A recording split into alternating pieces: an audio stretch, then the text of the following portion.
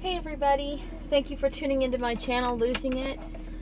Today I am about to go get my blood work done, and I thought I would do a quick video on the way because I've got my hair and makeup done, and 9 times out of 10 when I do a video I don't look very put together.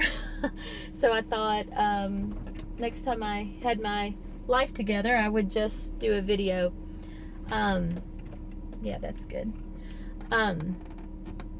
So like I said, my name is Amanda, and I've had this channel, Losing It, since January, and my goal with this channel is to help people that need information on gastric bypass surgery and help them understand what it's like, and to try my best to help others who are supporting folks and family members or friends that have gone through the gastric bypass, to help them get a better understanding as well of what it's like for a patient and somebody who's overweight to go through this. And when I was doing some research, the first thing I wanted to know, excuse my air freshener, that's going to be fun. The first thing I wanted to know was what exactly is the gastric bypass and how does it help people lose weight? So I think I want to talk about that today and just help people know what exactly it is. The gastric bypass is basically where they staple your stomach and to make a smaller pouch, and I've been told it's the size of an egg. I haven't actually seen it with my own two eyes, of course, but my doctor tells me it's about the size of an egg. So and it can only hold about a half cup of food at the most. So so the first step is shrinking your stomach, so that you can only eat a small portion of food, and so in so doing you get less calories. Even if you eat high calorie food, you still can only eat a little bit, so you're still getting less calories. But of course nobody recommends that you eat high calorie food because that just kind of defeats the whole goal you have in mind of losing weight and becoming healthier and things like that. You just don't need to overdo it. So then the next part of the surgery is rerouting the intestines, and this sounds a little gross and icky and shocking and extreme, but essentially the part, I should say, the path the food will take after it leaves your stomach is a much shorter one. They reroute your intestines so that food does not go through all of your intestines, so you have much less opportunity to absorb nutrients. In other words, calories there again. So it helps, it's a double header, so you're eating less and you're absorbing less. So that's how it helps you lose weight. It really is a procedure for people who cannot lose the weight on their own. I had an autoimmune thyroid disease, if you want to call it, called Hashimoto's thyroiditis, and I could always lose about 20 pounds, 21-ish pounds, and just never any more than that. No matter how hard I worked out, no matter how strict of a diet I had, I just couldn't ever get past about a 20-pound loss, and yet I would continue gaining over the years as well. After I had my fourth child in 2006 to now, I realize I've put on 100 pounds. So I really needed something extra to help me, and it looks to me like this is the tool that's going to help me get it done. Another question that I had after I asked myself what is a gastric bypass and how does it help you lose weight was, how painful is it going to be? I'm not going to lie. For me, it was very painful. I've seen other YouTubers say that they didn't need pain medicine. I've seen other YouTubers talk about it and just say, that it wasn't really that uncomfortable for them. And I wish I could be like that. And I wish I could tell you that I had that experience, but I didn't. It was very painful. The first thing I noticed pain-wise was the incisions were very painful. And any kind of motion just hurt and ached, even though I had, morphine and stuff right out of surgery. There was still the pain. I also had a block on a nerve that is close to where the incisions are to help with the incision pain.